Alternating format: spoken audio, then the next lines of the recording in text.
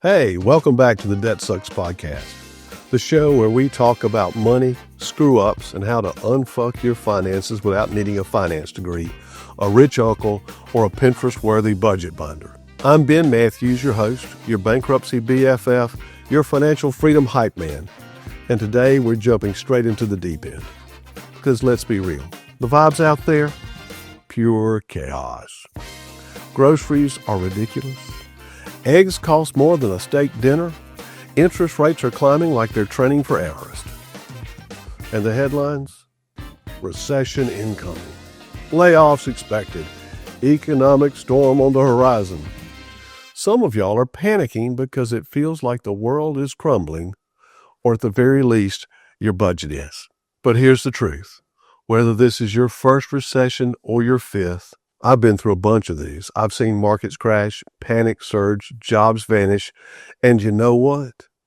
It passes every time. And guess what? We're not even officially in a recession right now. It just feels like it because fear sells clicks. Honestly, economic forecasters are less reliable than the weatherman. At least the weatherman gets to be wrong with a green screen and a smile. So take a breath. You are not alone, you're not broken, and you are definitely not the only one asking, how in the hell am I supposed to stay afloat when everything feels like it's on fire? That's what we're digging into today. Fear, uncertainty, and how the Debt Sucks plan can help you stay grounded, stay in control, and make real progress, even when the world feels like a giant financial dumpster fire. Let's get into it. Part 1. Fear is real, but it's not the boss. So let's talk about the fear first. And pardon me for the history lesson, but back in 1933, during the Great Depression, President Roosevelt said, "The only thing we have to fear is fear itself."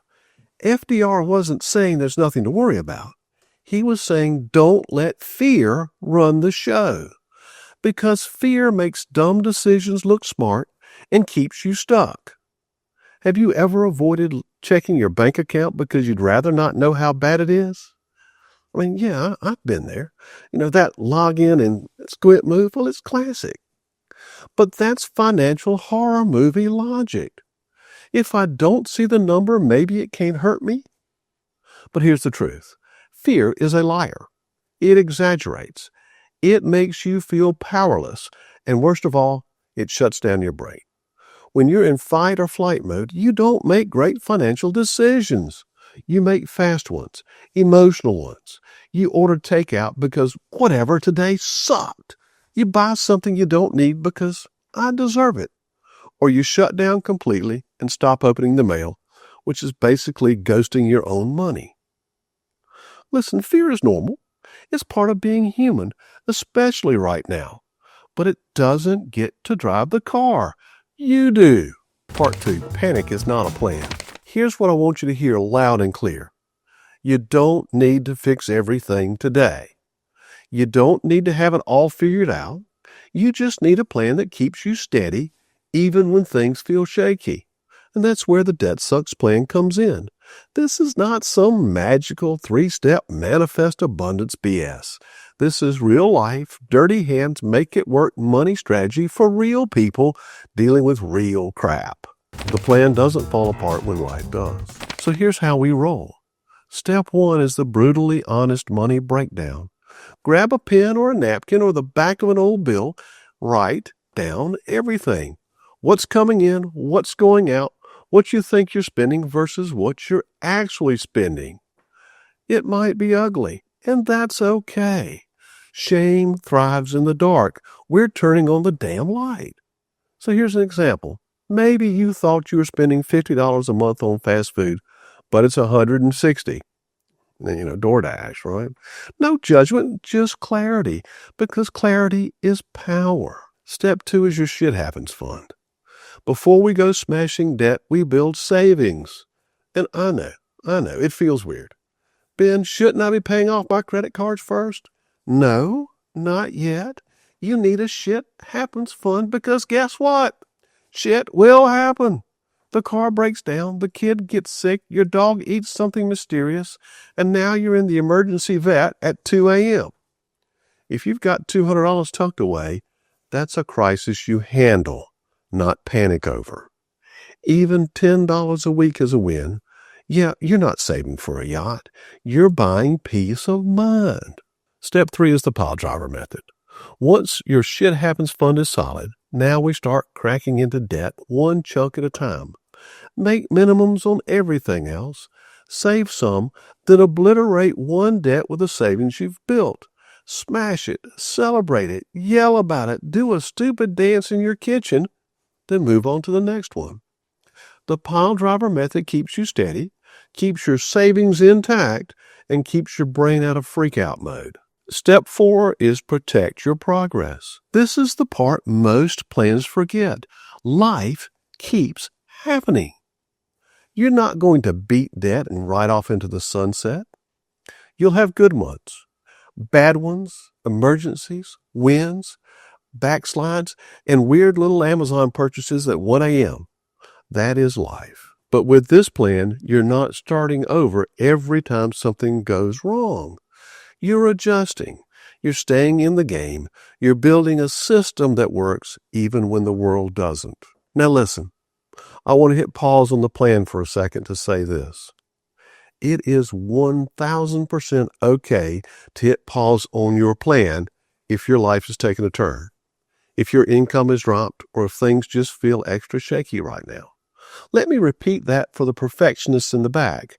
You can pause your plan without quitting your progress. If you were deep into pile driver method and smashing a credit card, but now your hours got cut, or your kid needs new shoes and surprise dental work, you know what?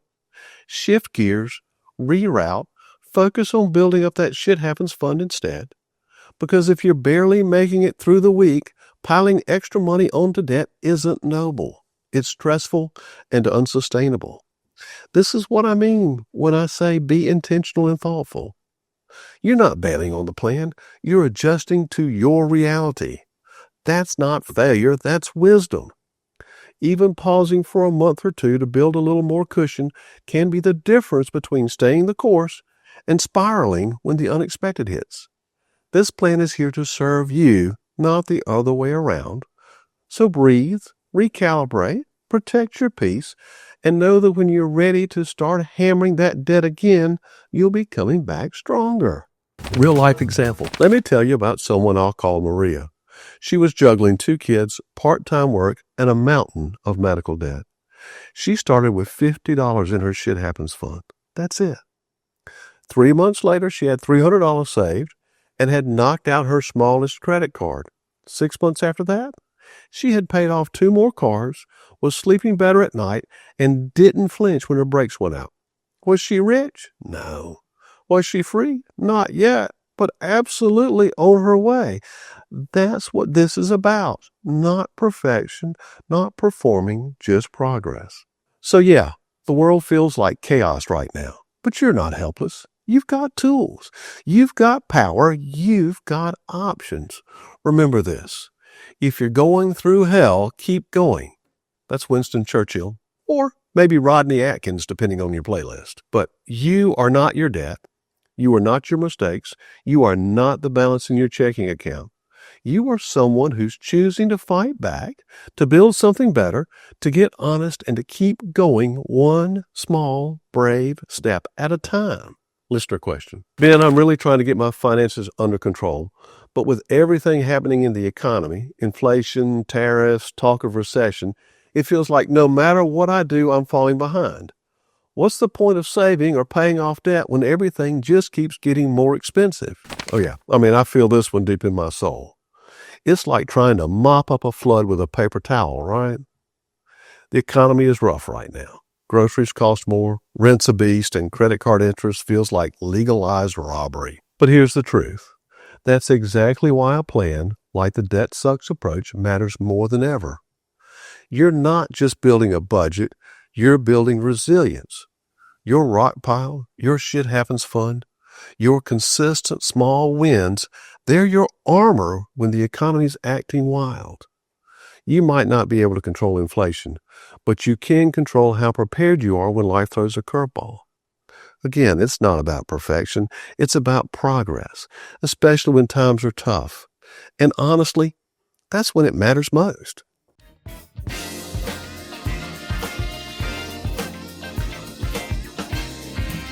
Hey, let's get real for a sec. The Debt Sucks plan, it's awesome. It works. But not everyone has the time or the patience to chip away at their financial Mount Everest. Maybe you're drowning right now, like creditors calling your grandma, paycheck gone before it lands, sleepless nights count as drowning. Sound familiar? Listen, you don't have to white-knuckle your way through this alone. Instead of spending years battling debt $1 at a time, I've got you. Bankruptcy isn't a failure, it's a fresh start. And sometimes hitting reset is the smartest thing you can do. At my law firm here in South Carolina, we take the time to listen to your story and help you figure out if bankruptcy is the right choice for you. No pressure, no judgment, just straight answers and real solutions. And if you don't live in South Carolina, don't worry. I can connect you with a trusted attorney in your state. Wherever you are, help is closer than you think. So if you're ready to stop the stress and start fresh, visit debtsucks.info to share a little about your situation or call my office for a free consultation. Let's find your path forward together, because sometimes you don't need a plan, you need a damn lifeline. Let me be that lifeline. If this episode helped you breathe a little easier, do me a favor. Share it with someone who's struggling, or leave a review, or shout it out on social. You never know who needs to hear that they're not alone. And hey, if you haven't grabbed the Debt Sucks forms, they're free and waiting for you at debtsucks.info. Until then, keep smashing, keep saving, and remember, adulting is hard, debt makes it harder, but you got this.